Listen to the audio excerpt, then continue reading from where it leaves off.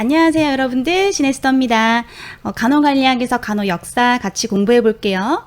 역사는 우리 간호관리학 국가고시 35문제 중에서 2문제 나와요. 자, 근데 역사 언제 공부했냐면 간호학 개론 시간에 1학년 때 여러분들 배웠어요. 자, 그랬는데 이것이 4학년 졸업 시점에서 국가고시에서 나온단 말이죠. 이미 다 까먹었는데. 그렇다고 해서 간호학 개론 책을 보면은 굉장히 많은 부분이 역사에 해당한다는 걸 알게 될 거예요. 그렇기 때문에 저랑 같이 공부를 하면서 여러분들이 역사에서 나오는 2문제는 맞추셨으면 좋겠어요. 그래서 강의 같이 시작해 보도록 할게요. 우리가 역사를 여러분들 보시면은 어떻게 발전되어 왔는가를 공부하는 거잖아요. 간호는 자기를 간호하는 수준에서 가족을 간호하고 남을 간호하고 그러다가 직업적 형태로 간호가 이루어지게 되고요. 더 높은 수준의 간호는 전문직 간호 수준이죠. 현재 전 인류를 간호하고 전 인류의 건강을 보호 증진하는 역할로서 간호의 수준이 발전되어 왔습니다. 이런 수준으로 발전되기까지 역사적으로 중요한 순간순간에 간호는 어떻게 형태를 바뀌게 되었고, 그리고 지금의 전문직 수준으로서의 간호가 있기까지 어떤 분들의 노력이 있었는지 우리 이 부분 공부하는 거예요. 그래서 그 부분 중점적으로 보도록 하겠습니다. 시험 범위는 세계간호 역사, 한국간호 역사고 각각 한 문제씩 나옵니다. 2022년에도 그렇게 했습니다. 세계간호 역사를 보시면은요, 우리 역사적으로 그 순서에 따라서 특징적인 부분 볼 거고요. 그 중에서도 간호 제1혁명가로 불리는 나이팅게일의 간호 중심적으로 볼 거고, 나이팅게일 여사님은 영국 사람이에요. 모국인 영국 간호 보도록 하겠습니다. 그리고 우리나라 간호는 미국의 간호에 영향을 많이 받았어요. 그래서 미국의 간호 볼 거고요. 간호 관련 국제 조직들 볼 거예요. 그래서 ICN, WHO, 국제 적십자사 많은데요. 2022년에는 WHO에서 문제가 나왔습니다. 그래서 우리 이 부분 같이 볼게요.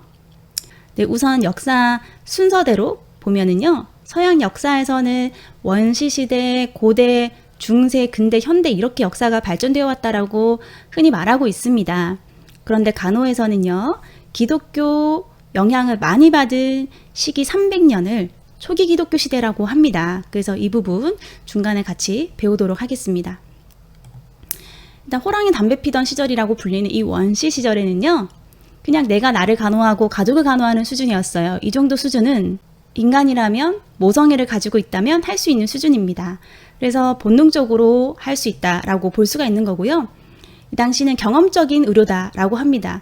왜냐하면은 남편이 사냥을 갔다가 무릎이 깨져서 왔어요. 그 다친 부분을 치료해주기 위해서 어떤 풀을 뜯어다가 발라봤더니 빨리 회복이 되는 거예요. 그러면 이 풀이 도움이 되는구나 라고 했다라면은 다음번에 우리 아이가 넘어졌을 때에도 그 풀 뜯어주겠죠.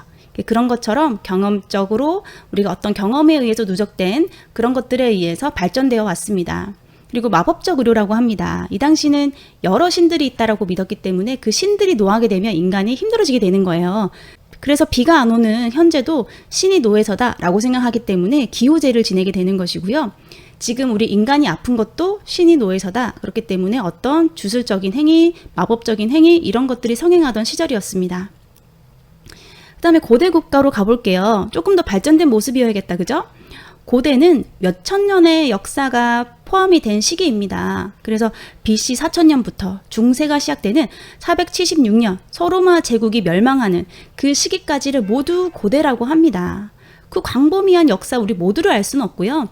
이 시기는 어떻게 공부하냐면은 국가별로 합니다. 그래서 고대 국가에 속하는 그 나라들에서 특징을 볼 수 있는 그 부분들 위주로 공부를 하게 될 거고요. 이집트부터 보도록 하겠습니다. 네, 고대 이집트는 영화에도 자주 등장하는 인물 이모텝이라는 인물이 있어요. 이 이모텝이라는 분은 최초로 여러분들 그 피라미드 알죠? 그거를 설계한 사람이에요. 피라미드가 거의 과학의 수준을 넘어서 이거는 정말 신의 경지에서만이 할 수 있다라고 볼 수 있는데 그것을 설계한 사람이니까 얼마나 지식이 많은 사람인지 알 수 있어요. 그뿐만 아니라 이 사람은 철학자였고요. 천문학자였고요. 성직자이기도 했어요. 그래서 여기 신부라는 단어가 붙어요.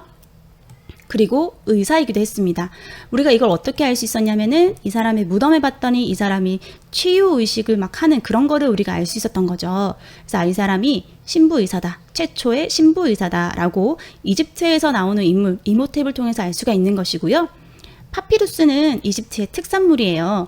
이것을 우리가 여기 왜 간호발전에서 알아야 되냐면 이 파피루스는 종이 문서를 뜻하는데 이 종이 문서에 기록된 거를 해석해 보니 질병의 원인, 증상, 처방을 그 당시에도 고대 시절에도 이미 기록을 하고 있었다라는 걸 알 수 있었어요. 그래서 파피루스 얘기하는데 인도 나오고 하면 안 되는 거다. 그죠? 지금 이집트 설명하고 있습니다. 인도는 고대 문명 중 외과학이 가장 발달한 나라입니다. 인도의 이응, 외과학의 이응, 같은 이응이죠? 이렇게 공부하시고요. 같은 이응 하나 더 있어요. 아소카 왕이 있습니다. 아소카 왕은 세계 최초로 병원을 설립해요. 아픈 사람 모아놓는 곳이죠. 이전에는 그냥 집에서 간호하는 수준이었는데 이제는 아픈 사람들이 모여있는 기관이 설립이 되기 시작합니다.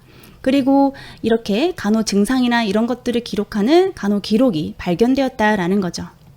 자, 중국 볼게요. 중국은 이 아프다라는 거는 건강하지 않다라는 거는 음양오행의 조화가 깨졌다. 불균형하다라고 보는 관점에서 시작합니다. 그렇기 때문에 진맥을 하고요. 이 사람의 어떤 부분이 문제가 있다라면은 침을 놓고 뜸을 들이는 이런 내과학이 발달되었다라고 볼 수가 있겠습니다. 자, 그 다음에 그리스 볼게요. 그리스는 신화가 유명하다, 그죠? 신들이 많이 나오게 되는데요. 그 중에서도 우리가 카디오세우스와 관련된 신을 설명을 드리도록 하겠습니다. 이 그리스 신화에 등장하는 분들 중에 의료의 신이 있어요. 의료의 신. 네. 의료의 신 아스클레피우스라는 분이 있는데요. 이분은 이제 의료의 신답게 죽은 친구를 그 사람도 신이야. 죽은 신을 치료해주고 있었어요. 죽은 사람도 나는 살리겠다. 이러면서 열심히 치료를 하고 있는데 그 신은 이제 제우스의 번개를 맞아 죽은 신이었거든요. 나는 죽은 자도 살린다 이러고 하고 있었는데 치료가 잘 되지 않았어요. 자, 그러고 있는데 뱀이 옵니다. 뱀이 오니까 에이, 불길하게 뱀이 오다니 하고 뱀을 지팡이로 때려 죽여요. 그것을 옆에서 지켜본 친구 뱀이 죽으면 안 돼 이러면서 입에다가 약초를 물고 쪼르르 가서 죽은 뱀한테 약초를 물려다 주고 죽은 뱀은 살아나게 돼요. 지금 죽은 사람을 못 살리고 있는데 죽은 뱀이 살아나? 이 약초가 뭐야? 하면서 아스클레피우스가 죽은 신에게 그 약초를 먹이게 됩니다. 그러자 이 제우스 번개 맞아 죽었던 신이 살아나게 돼요. 그거를 발견하게 되는 스스로가 얼마나 자랑스러워요. 역시 나는 의료의 신이다 이러면서 지팡이에다가 뱀을 감아서 그것을 상징하게 됩니다. 네, 그것이 현재 세계보건기구 WHO의 상징 로고죠. 그래서 여러분들이 그것을 우리가 카우디우세우스라고 하고 이 배경에 대해서 제가 설명을 드렸는데요. 이 배경보다는 카우디우세우스가 무엇인지 여러분들 아시면 됩니다. 그 다음에 등장하는 인물이 히포크라테스가 있어요. 이제 우리가 합리적인 전통의학의 기틀을 마련하였다라고 불리는 분인데요. 이전에 경험적이고 주술적이고 마술적인 그런 의료를 행하던 시절에서 그런 경험들을 조금 더 체계적으로 정리하고 합리적으로 정리한 분이 되겠습니다. 그래서 우리가 이렇게 히포크라테스를 여기에서 과학으로서의 의학의 기틀을 마련하였다. 그리스 국가에서 지금 설명을 하고 있습니다. 네, 로마 가볼게요. 우리 로마를 배경으로 한 영화들 보면은요, 전쟁 영화가 굉장히 많아요. 그래서 스파르타 이러면서 막 전쟁하고 갑옷 입고 막 그러잖아요. 전쟁에서 중요한 거는 건강한 병사들이 얼마나 확보되느냐가 중요하겠죠. 그렇기 때문에 아픈 병사, 다친 병사들이 있으면은 빨리 그 부상을 치료해줘야 돼요. 그래서 군대의학, 그리고 아픈 병사가 있는 곳까지 가서 치료해줘야겠죠. 앰뷸런스, 군대병원, 응급구조 이런 것들이 발달된 나라가 고대 로마 되겠습니다. 자, 그 다음에는 초기 기독교로 가보겠습니다. 우리 서양 역사에서는 이렇게 구분하지 않지만 간호에서는요, 이 부분은 굉장히 의미 있는 시기가 돼요. 왜냐하면 우리가 예수님이 오시고 나서부터는 AD로 구분하잖아요.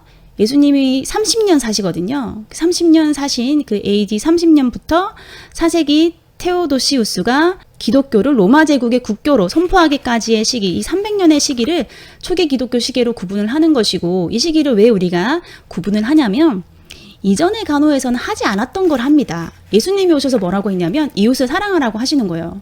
이웃을 사랑하는 개념은 이전에 없었던 거예요. 그런데 나와 나 가족 아닌 다른 사람들을 사랑하고 그 사람이 돈이 있건 없건 지위가 어떻든 간에 누구나 신 앞에 평등하고 만민은 평등하고 그렇게 사람들은 돌봐야 된다. 그리고 이타적인 사상을 가르치셨어요. 그래서 실제로 예수님이 살아계시는 이 30년 동안 하신 여러 가지 역사적인 사역들 가운데 환자를 치료해 주시는 일을 많이 하셨어요. 그래서 앉아있는 안전뱅이들 뭐 걸어라 이러면 걷고 이런단 말이죠. 그리고 제자인 그 누가복음을 기록한 누가도 의사예요. 그 의사. 그렇게 이런 식으로 만민은 평등하기 때문에 서로 돌봐야 된다라는 개념 앞에서 간호가 시행이 되었습니다. 그렇기 때문에 초기 기독교 시대는 확실히 큰 변화가 있었다라고 볼 수가 있어요. 간호에서. 그 중에서 이제 페베 여집사님이 나오시는데 여러 집사님들, 그러니까 하나님의 그런 말씀을 나누는 그런 여러 집사님들 중에서 치료 기술이 있는 그런 분들을 집사라는 그런 직분을 주게 됩니다. 그 중에 여자였던 페베라는 분은 실제로 성경에 나오는 인물이기도 합니다. 그래서 로마서 16장 1절에서 2절에 나오는 분이시기도 한데요. 사도 바울의 제자예요. 이 사람은 이제 우리가 기도를 하는데 누가 안 와. 오늘 기도하기로 했는데 그럼 왜 안 오지? 아파서 안 오겠지? 하면서 집에 가서 간호를 하는 일을 하게 된 거죠. 그리고 하나님 말씀을 전하면서 간호도 하는 그런 일들을 하게 되는 분들이 생기게 나게 됩니다. 이 페베 여집사님을 시작으로 그런 분들이 생기게 되게 되고 우리가 그거를 여집사단이라고 합니다. 그래서 이 페베 여집사님을 우리가 공식적인 기록에 의해서 최초로 다른 가정을 방문해서 간호하는 방문 간호사다. 최초의 지역사회 간호사다라고 지칭을 하게 되는 거고요. 그 영향력을 이어받은 그런 단체들 여집사단이다. 이렇게 우리가 구분해 볼 수가 있겠습니다.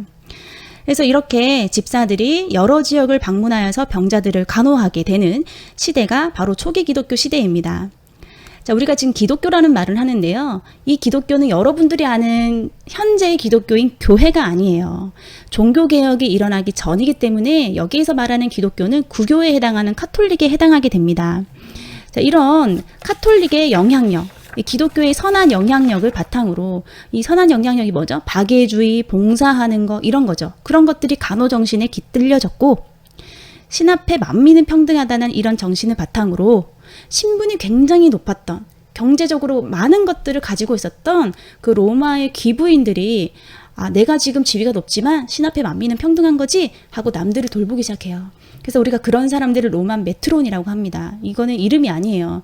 이 집단을 얘기하게 됩니다. 이 로만 메트론이라는 집단은 가난한 사람들을 돌보고 아픈 자를 위해서 자신의 그런 경제적인 것들을 많이 사용하는 그런 로마의 귀부인들을 일컫는 집단을 말하게 되는 것이고요. 유명한 사람들이 세 분이 있어요. 마르셀라, 파비올라, 파울라가 있습니다. 그래서 마르셀라 이분 같은 경우에는 수도원을 만들어요. 아픈 사람들을 돌보기 위해서 수도원을 만들어서 가난하고 아픈 자들을 돌보게 되고요. 파비올라는 돈이 많으니까 궁들이 있을 거 아니에요. 자기가 가지고 있는 소유의 궁을 최초로 기독교 병원으로 설립을 하게 됩니다. 자, 그리고 파울라는 그 순례자들을 위한 호스피스를 마련하게 되는 것이고요. 그리고 그 과정에서 그 간호사들을 체계적으로 훈련을 시키게 됩니다. 최초로 간호사를 훌륭한 여성이다라고 우리가 파울라를 기억해 볼 수가 있습니다.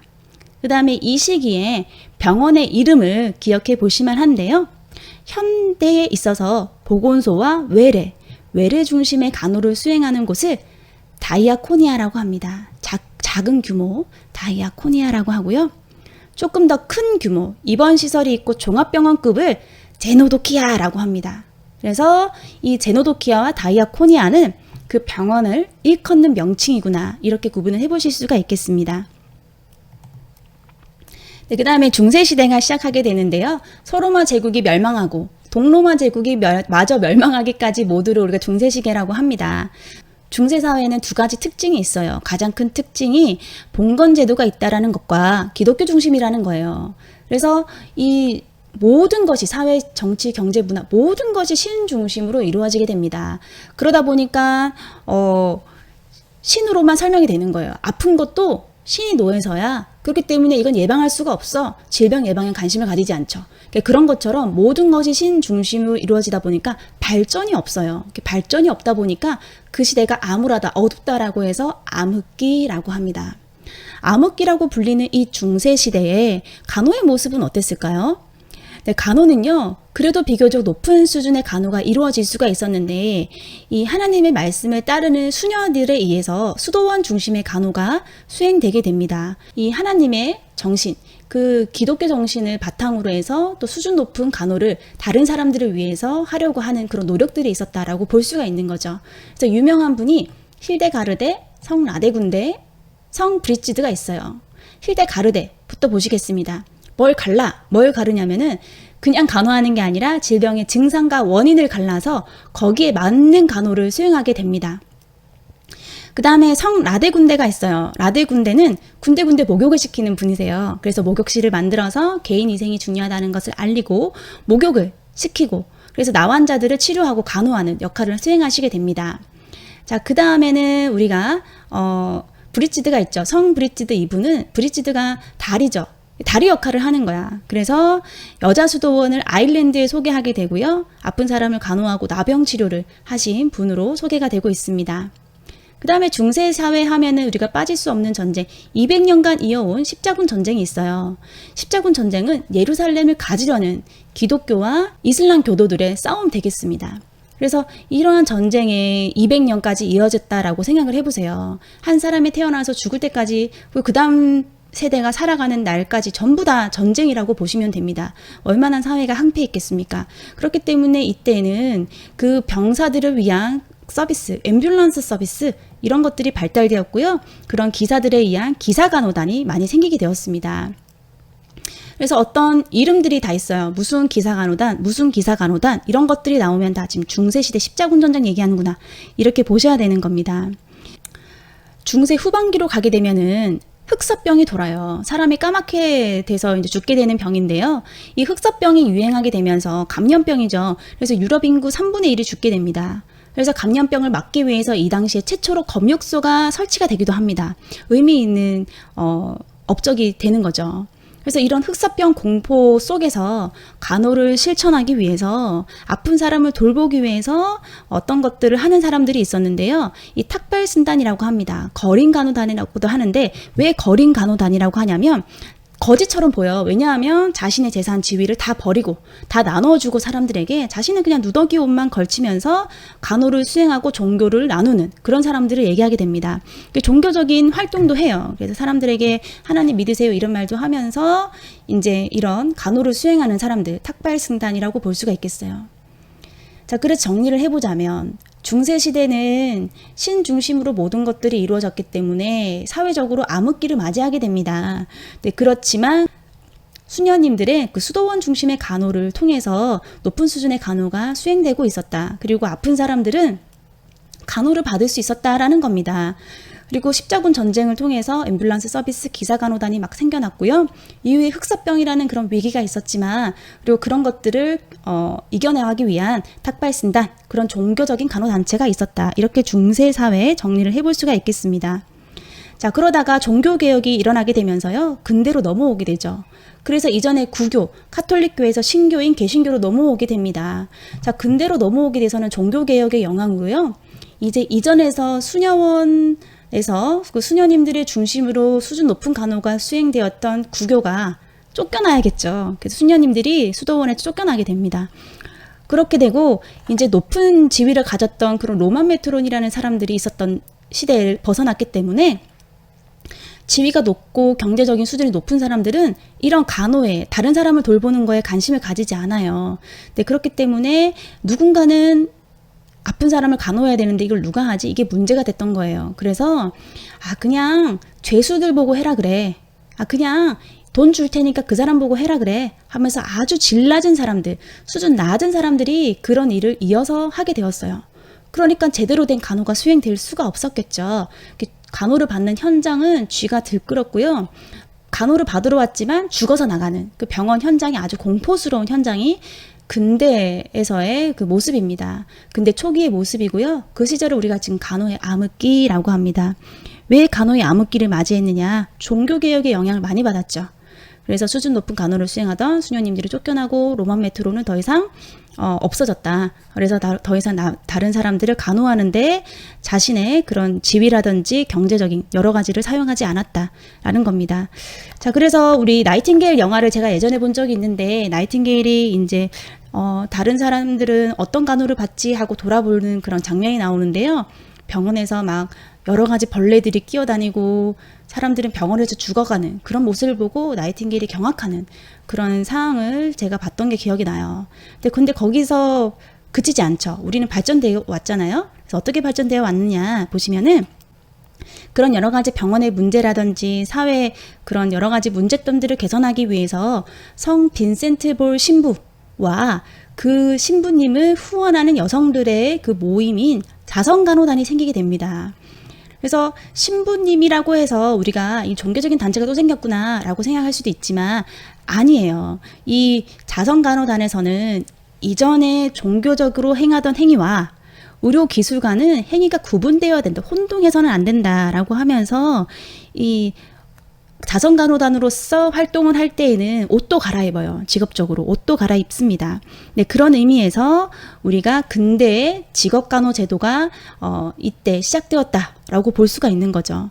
그래서 이때에는 여러 가지 방문간호도 하고 사회봉사 여러 가지 실천한 단체가 생겼고요. 자선간호단이다 한다. 근데 이런 자선간호단은 비종교적인 단체 간호다. 최초로 우리 역사상 최초로 비종교적인 간호단체가 생겼다라고 볼 수가 있는 게 특이점입니다. 예전에는 남을 간호하기인데 하나님의 그런 말씀을 나누면서 간호하고 이제 이렇게 종교적인 의미에서 간호단체가 생겨왔단 말이에요. 근데 그렇지 않고 비종교적인 간호단체가 생겼다라고 하면서 남을 간호하고 방문해서 아픈 사람 치유해주고 이제 이런 역할을 자선간호단에서 하게 됩니다. 네, 그리고 이때에 초기 기독교 시대에 그 여집사단 있죠. 그 여집사단의 정신을 이어받자라고 한 신교 여집사 간호단체가 생기게 됩니다. 신교 여집사 간호단을 이끄는 부부가 있는데요. 문스터 여사님과 프리드너 목사님 되겠습니다. 이분들은 독일의 카이저스 베르트 간호사 양성소를 마련하게 돼요. 그래서 카이저스 베르트에 간호사 양성소, 그러니까 간호를 하는 그런 분들을 교육시키는 네, 그런 곳이 생기게 되는 거죠. 교육기관이 생긴 거예요. 그리고 영국에서 나이팅게일이 이곳으로 와서 정규 교육을 받은 곳이기도 합니다. 네, 카이저스 베르트라는 곳은 이 간호사 훈련소, 양성소라는 것은 이제 처음으로 간호사들이 체계적인 교육을 받고 간호를 시작하게 되는 그 곳이 그 시초가 되었다라고 볼 수가 있는 것이고요. 근대 간호가 탄생했다. 우리 근대가 간호의 암흑기였잖아요. 여기에서 근대 간호가 탄생했다라고 볼 수가 있습니다. 그래서 우리 근대 간호 보시면은 종교개혁 영향으로 수도원에서 수녀님들이 쫓겨나서 질 낮은 간호가 죄수들이라든지 수준 낮은 사람들에 의해서 수행되었다가 비종교 단체인 자서간호단이 생겼고 그 다음에 초기 기독교 시대 여집사 간호단의 정신을 계승한 신규 여집사 간호단이 생겼다. 그래서 우리가 근대 간호가 탄생했다라고 볼 수가 있습니다. 자, 우리가 이렇게 보시면은 역사적인 이 발전에 따라서 간호라는 거는 자기를 간호하고 가족을 간호하는 수준에서 남을 간호하고 그 남을 간호하는 데 배경에는 이제 기독교 사상이 있었다라는 것을 우리가 알기 위해서 초기 기독교 시대에 공부를 했고요. 이타주의, 박애주의 정신으로 남을 간호하는 그런 여집사 간호단이 있었고요.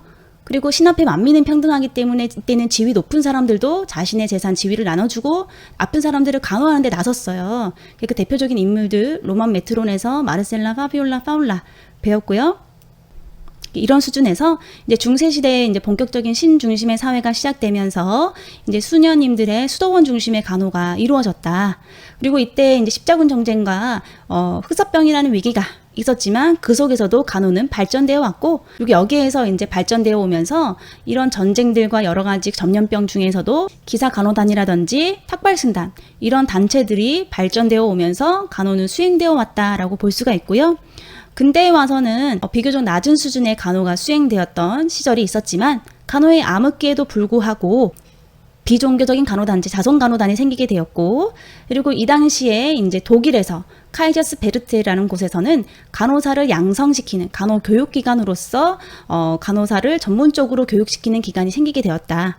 그리고 나이팅게일이 여기서 교육을 받았고 이 카이저스베르트에서 간호사 양성소를 설립하신 이 목사님 부부에 의해서 신교 여집사 간호단이 생겼다. 근대 간호가 탄생했다. 네, 이렇게까지 여러분들 역사적 상황에서 간호는 자기를 간호하고 가족을 간호하는 수준에서 이제 이타주의 정신에서 남을 간호하는 수준으로, 그리고 더 나아가서는 직업 간호로, 더 나아가서는 전문 수준으로 간호가 어떻게 발전되어 왔는지 여러분들 포괄적으로 전체적으로 머릿속에 넣으시고요. 역사적인 순간에 우리가 발생되었던 여러 가지 단체들이 있다, 그죠? 그래서 이런 단체들 여러분들 기억하시면 되겠습니다. 네, 지금부터는 나이팅게일의 간호 보도록 하겠습니다. 나이팅게일 여사님은 우리 간호계에서는 제1혁명가다 이렇게 불러드리고 있고요. 제2혁명가는 나이팅게일 여사님의 이제 제자인 페니크 여사님 되겠습니다. 이 두 분은 우리 간호계에서 굉장히 중요한 분이시기 때문에 국가고시에서도 시험 문제에 나왔고 앞으로도 출제 빈도가 높게 나올 것이다 라고 예상할 수가 있겠습니다. 그래서 이제 이분들의 업적이라든지 간호 이념이 우리가 중요하다라고 해서 이렇게 외우기만 한다면은 공부하기도 어렵고 잘 외워지지도 않아요. 자, 그런데 이분들의 삶을 드라마처럼 이해할 수가 있으면 우리가 이런 것들은 굳이 외우려고 하지 않아도 자연스럽게 이해할 수 있게 되는 부분입니다. 자, 그래서 이 나이팅게일 여사님의 이야기를 제가 좀 들려드리도록 하겠습니다. 우리가 백의의 천사로 알고 있는 나이팅게일 여사님은 1820년도에 태어나셨어요. 지금으로부터 약 200년 전 영국의 굉장한 명문가의 둘째 딸로 태어나셨어요. 재력과 사회적 지위를 모두 갖췄기 때문에 이분들은 굳이 사회생활을 하지 않아도 여행만 다니면서도 충분히 생활을 할 수가 있었어요. 유럽 곳곳을 여행 다니면서 안락한 생활을 하고 지냈으면서요. 그 딸들의 교육에 지대한 관심을 가진 아버지로부터 폭넓은 지지를 받으면서 교육을 받으면서 성장할 수 있었어요. 나이팅게일은 히라버, 라틴어, 불어, 독어, 이태리어 등 다양하게 배울 기회가 있었고 7살이 되었을 때에는 프랑스어로 일기를 쓸 수 있을 만큼 굉장히 머리가 영특했다고 합니다.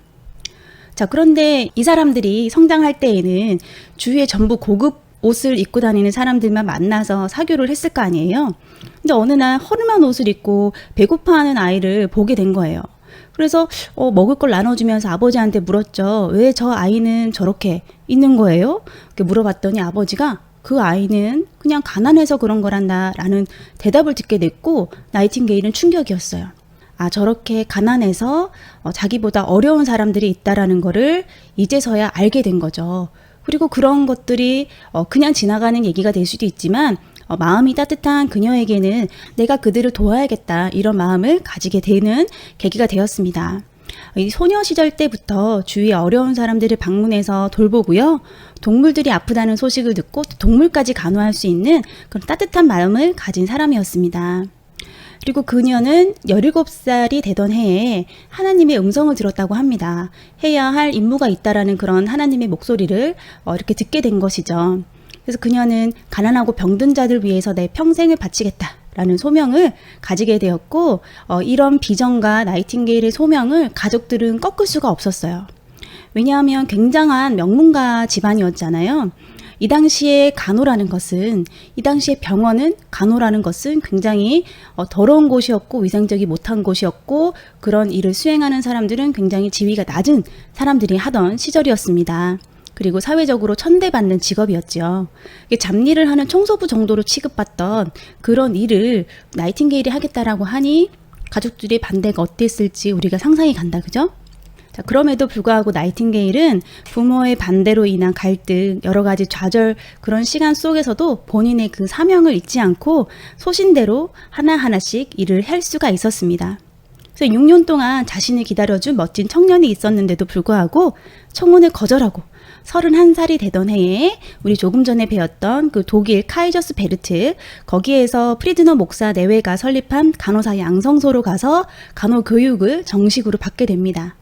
그리고 나이팅게일이 30살 되던 해에 이런 일기를 썼다고 해요. 오늘 내 나이가 30이 되었다. 예수님께서는 당신의 사명을 시작한 나이다. 주님, 오늘부터 당신의 부르심에 따라 살겠습니다. 나를 세상에 태어나게 하신 주님 목적에 순종하겠습니다. 네, 이렇게 다짐을 했다고 합니다. 정식으로 교육을 받게 된 나이팅게일 여사님은요. 고국으로, 독일 유학에서 고국으로 돌아왔죠. 와서는 33살 됐던 해에 영국 최초로 여성병원을 창설해서 거기에서 운영을 대성공하게 됩니다. 그 당시에서는 이제 여성이라는 성별 자체가 굉장히 최대 단점이 될 수 있는데도 불구하고 그녀는 그것을 단점으로 바라보지 않고 좌절하지 않았던 거죠.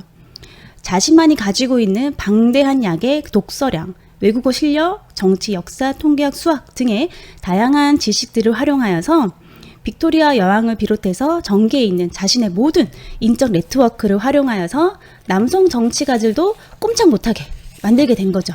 굉장히 추진력이 있고 설득력이 있는 사람이었다라고 합니다.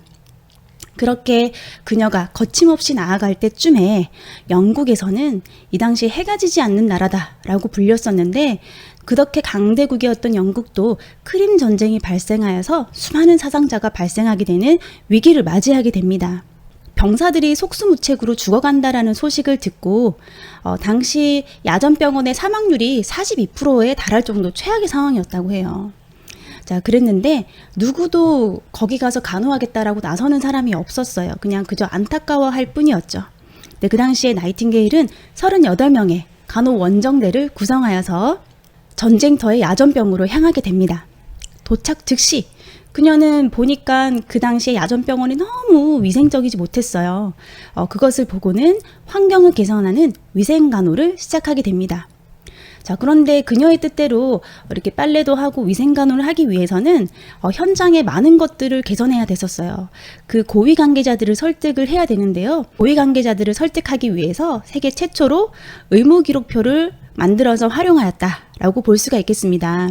이 복잡한 수를 나열한다고 해서 그런 사람들이 쉽게 이해하지 못할 거라는 것을 알고 설득할 수 없다라는 것을 눈치채고 판단한 나이팅게일은 도표를 만들었어요. 그래서 우리 장미도표라고 하거든요. 여기 보시면 이렇게 나와 있습니다.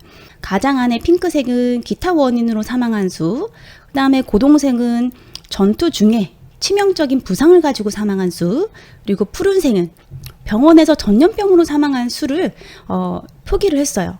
딱 봐도 아니 전쟁하다가 죽는 사람보다 이 병원에서 감염돼서 죽는 사람이 훨씬 많다라는 거를 이렇게 시각적으로 볼 수가 있게 정리를 한 거예요.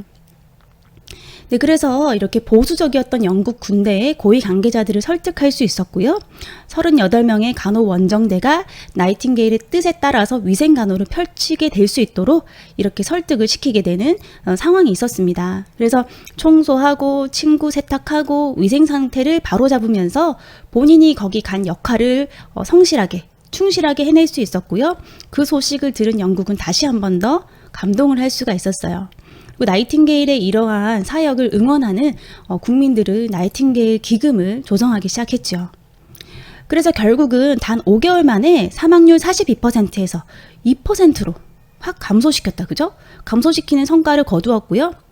병원 내 수많은 시설, 물자, 배급 등을 직접 관리하고 밤이 되면 등불을 켜고 어둠 속에서 병실 하나하나를 살피면서 부상당한 병사들을 돌보는 그런 따뜻한 간호를 수행했고요. 환자들은 그녀의 그림자에 입을 맞추면서 경의를 표했다고 합니다. 이후에 1860년도에 나이팅게일은 우리 성 토마스 병원, 영국의 성 토마스 병원 내에 간호학교를, 간호사를 양성시키는, 간호사를 교육시키는 간호학교를 창립하게 됩니다. 전쟁 중에 영국 국민들이 이제 나이팅게일의 사역을 응원하면서 나이팅게일 기금을 조성했잖아요. 그 기금을 가지고 이제 이렇게 이후에 나이팅게일 학교를 설립, 운영하는 데 사용하게 되는 것이고요. 최초로 병원 운영과는 독립된 간호학교가 설립이 되었다라는 점에서 굉장히 의의가 있습니다. 그리고 여성 최초로 영국 국왕의 훈장을 받게 되기도 합니다. 나이팅게일은 병상에서 환자를 간호하는 역할도 충실하게 해냈지만 일생을 쭉 봤을 때에는 행정가로서 정치가로서의 역할도 수행해내는 간호관리자였습니다. 90세까지 사셨잖아요. 자, 그랬는데 이분의 제자인 페니크 여사님이랑 갈등이 좀 있었어요. 어떤 갈등이냐면 페니크 여사님은 간호사 면허제도를 찬성하셨거든요. 면허제도를 해야 된다라고 했지만 나이팅게일 여사님은 면허제도를 반대하셨어요. 왜냐하면 이런 면허제도와 같은 이런 것에 간호사의 사명이 묶여서는 안 된다라고 생각한 거죠. 그럼 시험만 봐서 통과하면 다 간호사가 되는 거잖아요. 사명 이런 거는 상관없이. 네, 그런 점이 우려스러웠던 나이팅게일 여사님은 끝까지 면허제도를 반대하셨고요. 나이팅게일 여사님이 1910년에 이제 돌아가시고 이제 나이팅게일 학파의 영향력이 점차적으로 줄어들게 되면서 9년 뒤에 1919년에 면허제도가 의회를 통과하게 됩니다. 나이팅게일은 이처럼요. 간호는 직업이 아니라 사명이다. 사명감을 굉장히 중요시 여겼고 이러한 간호사의 헌신적인 태도, 사명감을 약화시키게 만들 거라고 우려스러운 그런 제도 같은 거는 반대하셨던 거죠. 그리고 간호라는 것은 질병을 간호하는 것이 아니라 그 질병에 걸린 사람을 간호하는 것이다. 이렇게 말씀하셨고요. 오늘날의 전인 간호를 강조하신 거죠. 그리고 간호사는 어디까지 간호사이지 의사가 아니다. 라고 하면서 간호사의 역할을 이제 분명하게 제시를 하셨습니다. 그리고 간호사는 이분은 굉장히 톡식한 신자였잖아요. 물론 우리가 아는 그런 장로회는 아니에요. 이분이 믿는 하나님은 이제 그 성공회라는 교회가 있거든요. 네, 거기에서 하나님이긴 합니다만 어쨌든 이분은 철저히 신앙을 가지셨어요. 그렇지만 그런 종교적으로 간호가 수행돼서는 안 된다라고 하신 거죠. 그렇지만 간호사의 종교는 존중되어야 된다. 간호사의 신앙은 존중되어야 된다라고 하셨습니다. 네, 이렇게 그 배경에 대해서 이분의 삶에 대해서 설명을 드렸고요. 네, 이제 나이팅게일의 업적을 하나씩 보면 여러분들 더 쉽게 이해하실 수가 있어요.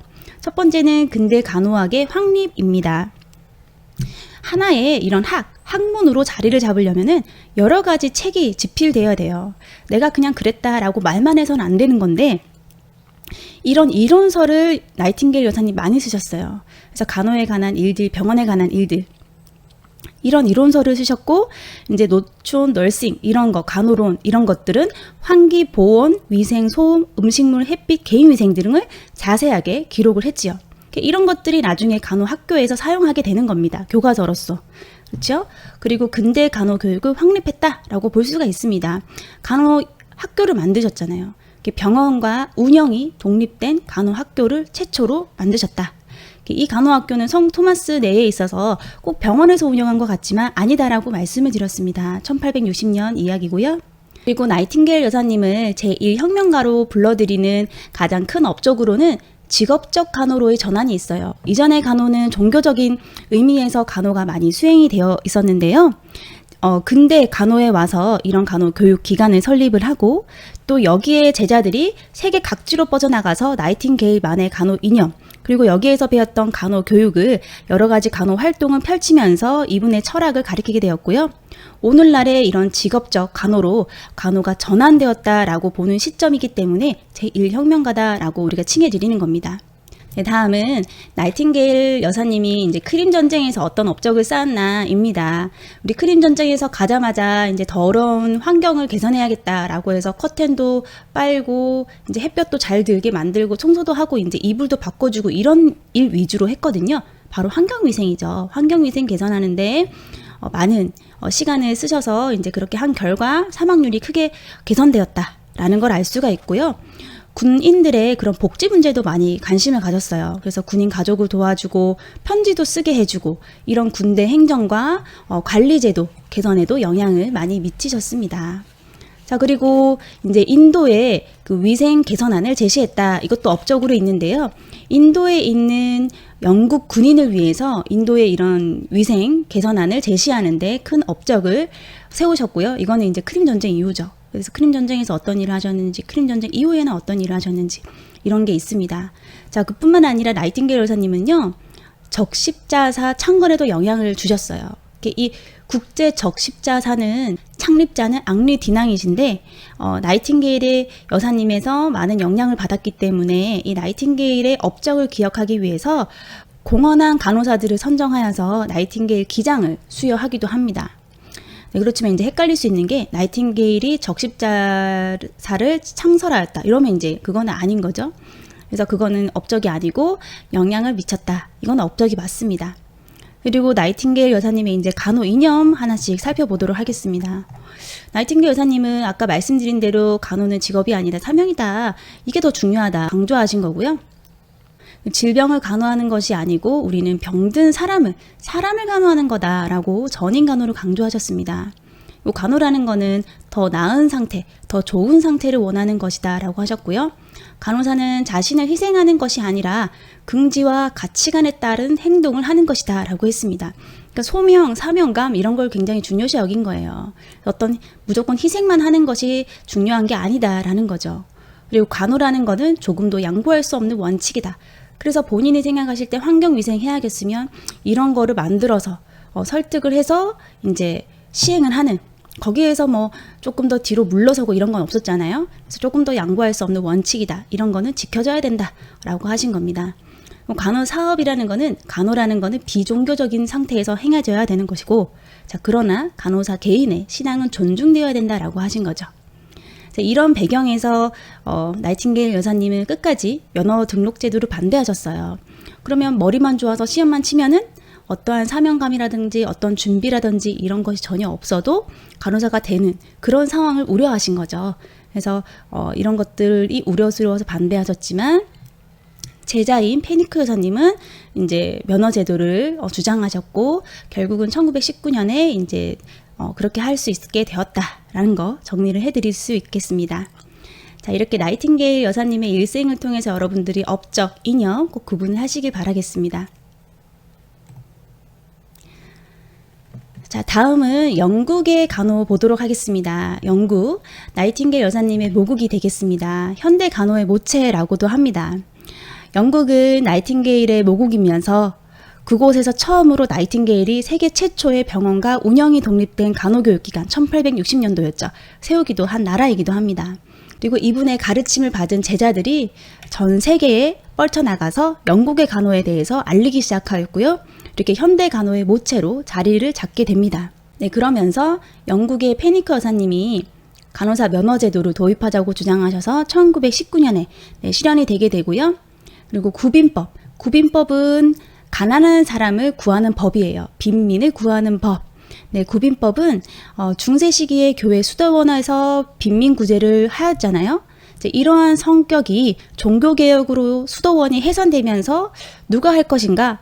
이거는 국가가 해야 된다라는 책임을 인식하게 되었고, 엘리자베스 1세는 빈민구제를 위해서 최초로 종교단체가 아닌 국가가 그걸 하자 사회보장제도의 시초가 된 법이 구빈법이 생기게 되었고, 이게 영국의 간호에서 설명을 드릴 수 있는 부분입니다.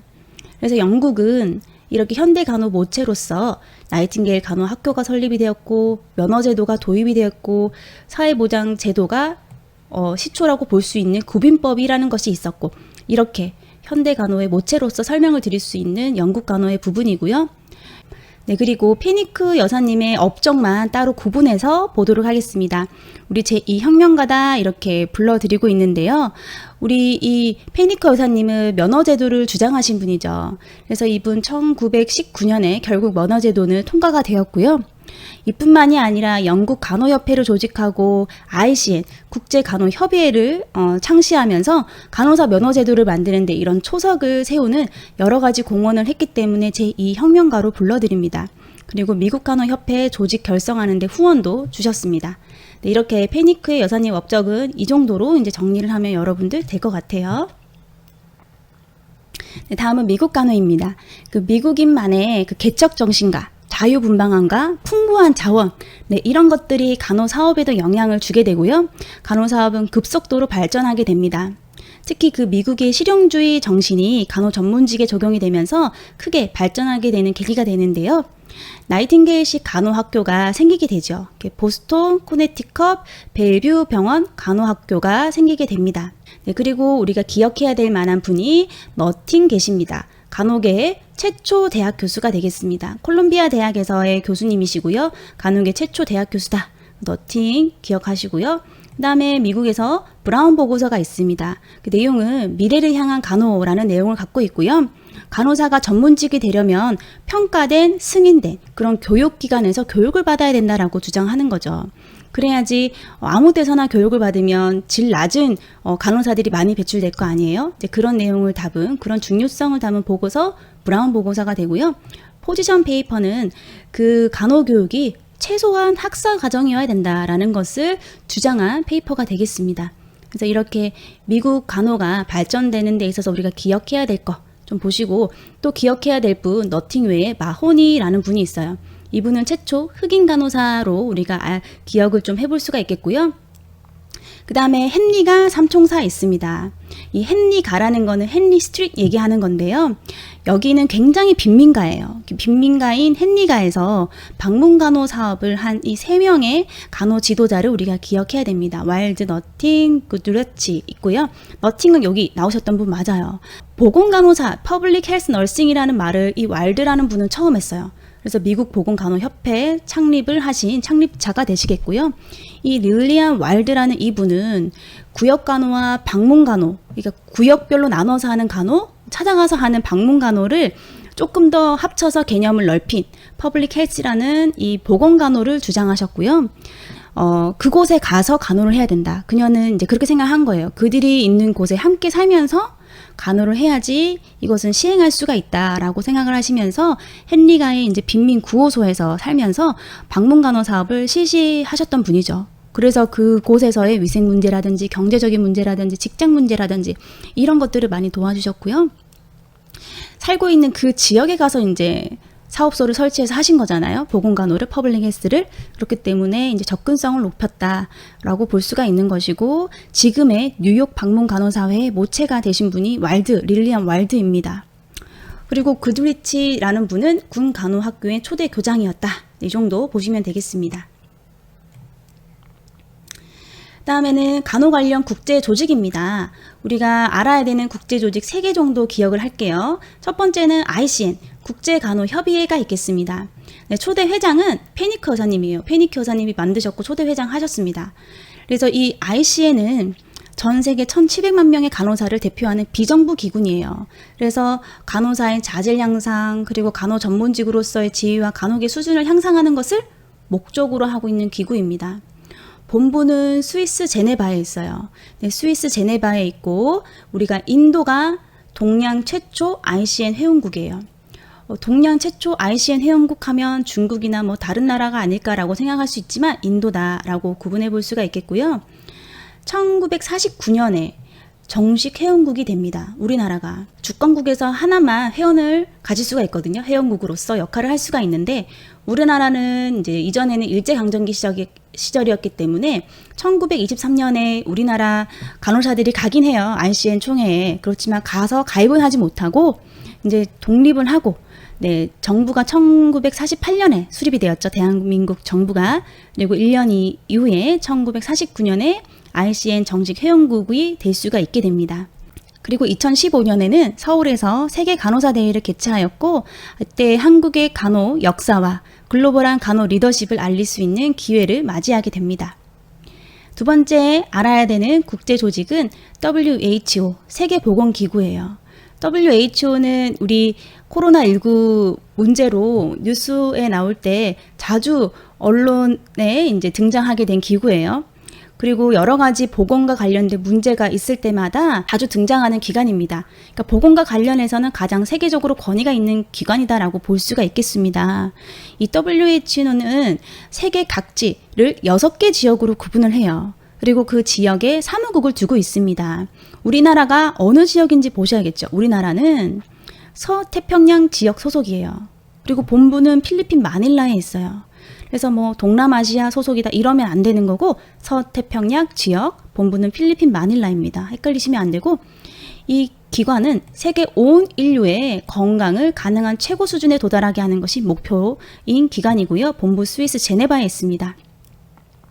그리고 국제적인 보건사업을 지휘하고 조정하는 거, 전염병, 다른 질병의 예방 관리하는 거, 보건의학 관련된 전문 분야 교육하고 훈련 기준 개발 지원하는 것, 보건 서비스 강화를 위해서 각국 정부에 요청하고 지원하는 것, 이런 역할을 하는 것이 세계보건기구입니다. 올해도 관련해서 문제가 나왔어요. WHO가 답이 될 수가 있었고요. 네, 마지막 국제조직은 국제적십자사가 있습니다. 네, 스위스 앙리 디낭이 창립했고, 나이팅게일이 창립하는데 이제 영향을 많이 미쳤다라고 했죠. 네, 이 기구는 전시나 사변 시에 중립적인 의료를 하는 곳이에요. 그래서 이 나라 편들자 저 나라 편들자가 아니라 중립적으로 우리가 중립적인 입장에서 의료 간호 구호 사업을 수행하는 곳이 되겠고요. 나이팅게일 여사님의 영향을 받았기 때문에 2년마다 간호사업이나 적십자 사업에 공적이 있는 사람에게 나이팅게일 기장을 수여하게 되는 조직이 되겠습니다. 네, 이까지 간호 역사 살펴봤고요. 문제를 좀 풀어보도록 하겠습니다. 네, 먼저 첫 번째 문제입니다. 외과학에서 문제. 벌써 답 나와야 돼요. 외과학의 고대 문화 중 가장 우수한 수준으로 발달하였으면서 세계 최초 병원을 건립한 국가는 뭐죠? 아소카 왕이었고 외과학이 발달된 나라 인도 되겠습니다. 네, 답은 4번 되겠네요. 하나씩 보시면 이집트에서 기억해야 될 거는 이모텝 파피루스 있다, 그죠? 이모텝 최초의 신부 의사였고 파피루스 이 종이에 질병의 원인, 증상, 처방 이런 것들이 기재되어 있었습니다. 자, 그리스 하면 우리 지팡이에 뱀 감겨져 있는 거 WHO의 상징이었다, 그죠? 카듀세우스 기억해 볼 만하고요. 히포크라테스 있었습니다. 로마는 군대의학이 발전되었고 앰뷸런스, 군대병원, 응급구조 이런 것들이 긴 전쟁 속에서 발달되었다라는 거 말씀드렸고, 인도는 외과, 아소카와, 그리고 중국은 내과였죠. 내과학이 발달되었다라고 볼 수가 있겠습니다. 네, 2번 문제입니다. 중세 후기에 창설되어서 금욕을 실천하면서 재산을 나누어주고 전도와 간호를 수행하는 종교적인 단체는 물어보고 있어요. 중세 후기에 흑사병이 유행했다. 그래서 유럽 인구의 3분의 1이 다 죽었다라고 말씀드렸습니다. 네, 그러한 상황에서 또 우리 의료에서 훌륭한 업적을 기릴 수 있는 단체가 있었는데요. 이 단체는 종교적인 간호단체였습니다. 종교적인 간호단체에서 자신의 지위, 재산을 다 버리고 재산을 다 나눠주고 본인도 금욕을 실천하면서 옷은 다 누더기 같은 옷을 입고 종교와 간호를 실천하는 그런 단체가 생겼습니다. 그래서 우리가 이 단체를 탁발승단이라고 한다고 했어요. 그리고 거린간호단이다 라고 같은 말 있었습니다. 그리고 우리가 헷갈릴 수 있는 거는 기사간호단. 기사도 간호단 같은 경우에는 중세 시절이긴 합니다. 그래서 이때는 십자군 전쟁으로 인해서 발달된 간호단이 되겠습니다. 그래서 우리가 중세 후기에 금욕을 실천하고 재산 나눠주고 이런 거는 다 탁발신단 되겠습니다. 기사간호단은 방금 말씀드린 것처럼 십자군 전쟁으로 인해서 오늘날의 앰뷸런스 서비스 이런 것들이 발달되었고 이 당시에 이제 중세 기사들에 의해서 기사간호단이 있었다라는 거. 자선간호단은 뭐죠? 성 빈센트 폴 신부에 의해서 그 신부를 지지하는 이제 여성들에 의해서 만들어진 자선간호단이라고 말씀드렸죠. 그리고 이분은 신부에 의해서 창설되었지만 이런 의료행위와 종교적인 행위는 구분되어야 된다라고 특정한 옷을 입고 간호를 수행하는 그런 단체였습니다. 그래서 근대 직업 간호의 기초가 된다라고 말씀드렸다, 그죠? 여집사 간호단은 패배 여집사님이 이렇게 방문 간호를 한 이후에 생긴 간호단체입니다. 초기 기독교 시대 얘기하는 거고요. 신교 여집사 간호단 같은 경우에는 근대에서 우리가 이 초기 기독교 시대의 여집사 간호단의 정신을 계승해서 만들어진 단체가 되겠습니다. 그래서 프리드너 목사 부부의 그 단체 되는 거죠. 네, 그래서 답은 5번 되는 겁니다. 네, 3번 문제입니다. 초기 기독교 시대 제노도키아의 기능은? 제노도키아 짝지로 다이아코니아도 있었습니다. 다이아코니아 같은 경우에는 외래 보건소의 역할을 했다라면은 제노도키아 같은 경우에는 입원 시설을 갖춘 병원이다 라고 설명을 드렸어요. 그래서 답은 3번 되겠습니다. 4번 문제입니다. 간호의 암흑기를 초래한 가장 큰 원인은 지금 우리 사회의 암흑기 아니고 간호의 암흑기는 근대였죠. 이때 그 원인이 뭐였습니까? 답은 5번 종교개혁 되겠습니다. 종교개혁으로 인해서 그 전에 수도원 중심에서 질 높은 간호가 이루어졌는데 그 수녀님들이 다 쫓겨나서 우리가 그 간호를 대체할 수 있는 것이 이제 질 낮고 수준 낮은 사람들을 이제 나라에서 이제 이런 사람들을 간호하게 했다라는 거. 그러면서 수준 낮은 간호가 시행되었고 병원이 굉장히 공포스러운 장소로 변질되었다라고 말씀드렸습니다. 답은 5번이고요. 자, 6번. 나이팅게일에 관한 설명으로 옳은 것은 1번 보시면 국제간호협회를 창설하였다. 네, 이거 ICN을 창설한 거는 페니크 여사님이죠. 이렇게 비교하는 문제가 나오는 거예요. 자, 2번. 간호사 면허제도를 주장하였다. 마찬가지 페니크 여사님. 국제 적십자사를 창설하였다. 이거는 앙리디나이다, 그죠? 영국 간호협회를 조직하였다. 이것도 페니크 여사님. 나이팅게일은 간호는 직업이 아니라 사명이다. 이렇게 말씀하신 분이죠. 그래서 답은 5번 되겠습니다. 네, 다음은 7번 문제입니다. 세계보건기구 WHO와 관련된 설명으로 옳은 것은 1번 매년 2년마다 나이팅게일 기장 수여한다. 네, 이거는 국제 적십자사. 2번 세계 온 인류의 건강을 가능한 최고 수준에 도달하게 한다. 네, 답은 2번이네요. 자, 3번 볼게요. 앙리드당에 의해 창설되었다. 네, 국제 적십자사. 한국은 동남아시아 지역에 속한다. 이건 뭐죠? 네, 서태평양 지역이다. 그죠? 한국은 동남아시아 지역이 아닙니다. 6개 지역으로 구분하지만 우리는 여기에 속하는 것이 아니다라는 거고요. 간호 규정을 통한 전문직 자유 규제를 강화시킨다. 네, 이거 ICN 얘기하는 거예요. 그래서 답은 2번 되겠습니다. 그럼 오늘 수업은 여기까지 하고요. 잠깐 쉬었다가 한국 간호의 역사 마저 보도록 하겠습니다.